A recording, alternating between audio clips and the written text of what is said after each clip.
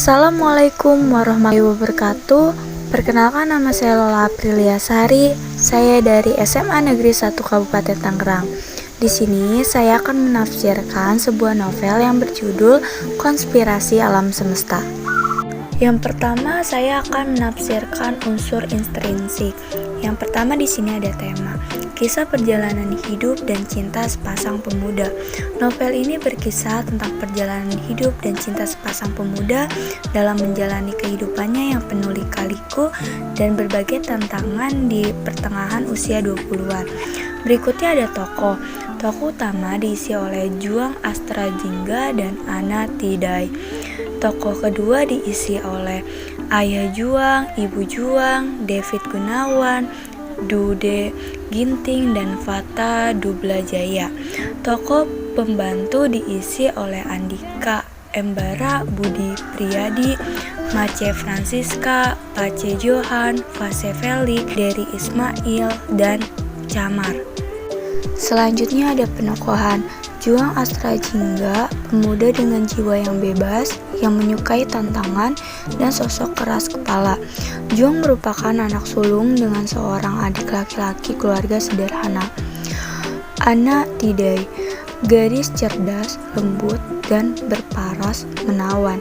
Lahir sebagai anak tunggal dari ayah yang cerdas dan ibu yang cantik.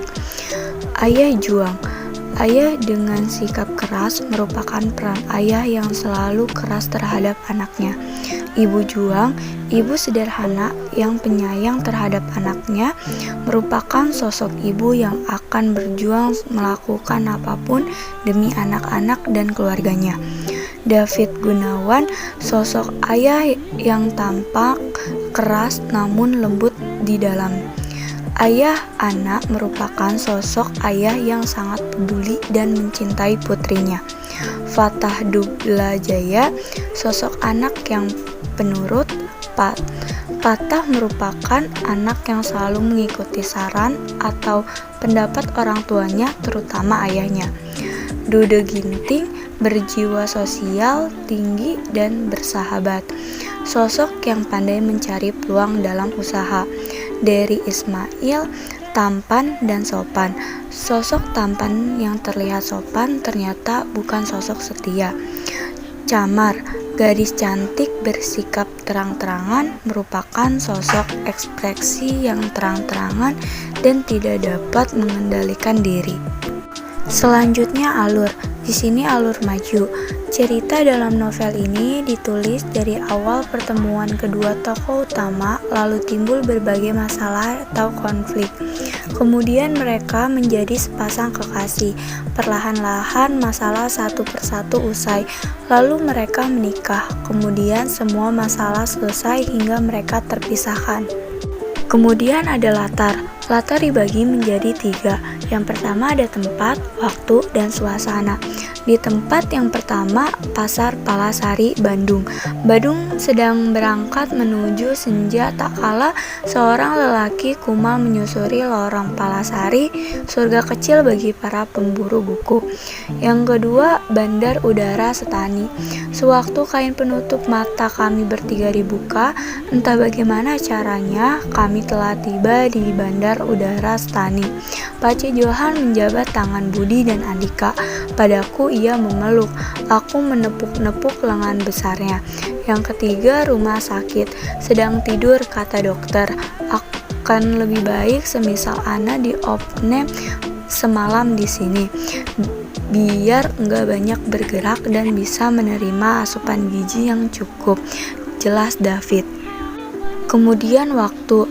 Yang pertama malam. Ketika sore resmi menjadi malam, tenda telah terbangun, api unggun kecil telah makan malam telah disajikan.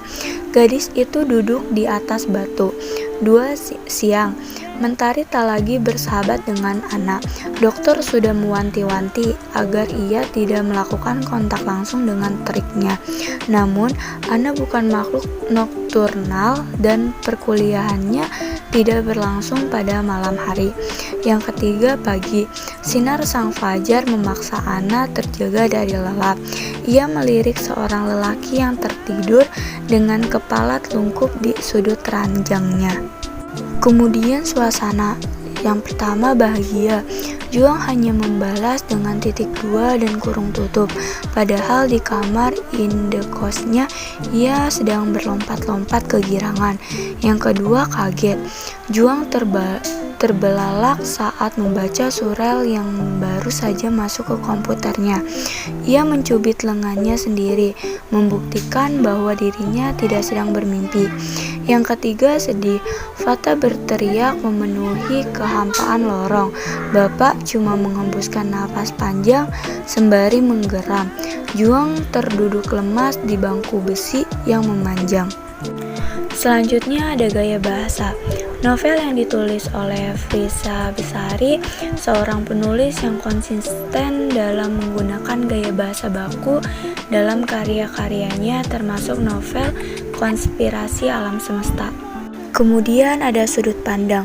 Sudut pandang dalam novel ini menggunakan sudut pandang orang ketiga, menggambarkan berdasarkan sudut pandangnya, menggunakan sudut pandang penulis sebagai pihak ketiga dengan pernyataan cuplikan surat balas berbalas antara Juang dan anak. Kemudian ada amanat. Percayalah jika segala sesuatu yang terjadi di dunia ini sudah ada yang mengaturnya sesuai dengan waktunya. Sebagai makhluk manusia, kita hanya bisa mensyukuri dan melakukan segala sesuatu yang bisa kita lakukan atau terus melakukan upaya baik selama hidup kita. Selain itu, sebagai makhluk sosial, hendaknya kita sebagai manusia untuk saling tolong-menolong dan saling membantu. Sebagai manusia, kita juga terlahir dengan segala kelebihan dan kekurangan. Tidak ada manusia yang sempurna di dunia ini.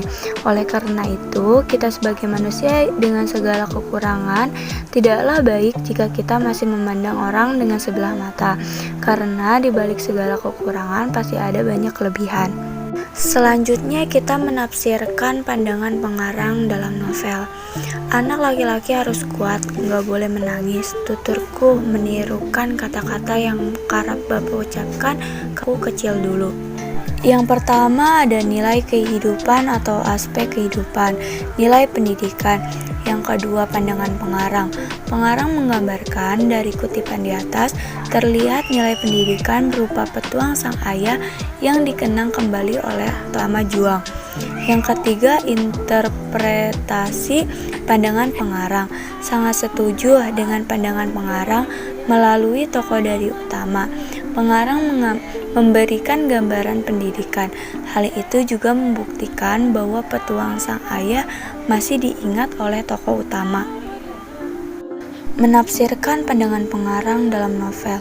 Saya temani menunggu taksi, kalau begitu gak baik perempuan jalan sendirian di tempat sepi malam-malam begini. Yang pertama nilai kehidupan atau aspek kehidupan, nilai sosial. Dua pandangan pengarang.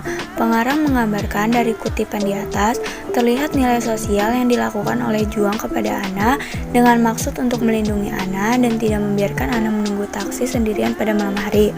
Yang ketiga, interpretasi pandangan pengarang. Sangat setuju dengan pandangan pengarang.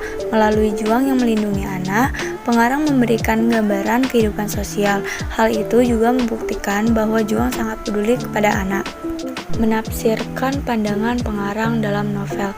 Masih kuat? Tanya Juang menyodorkan sebotol air. Aduk air botolan itu. Masih, ayo lanjut. Saat Ana berupaya berdiri, ia limbung. Tangannya memegang bagian belakang kepalanya sendiri seolah menahan perih.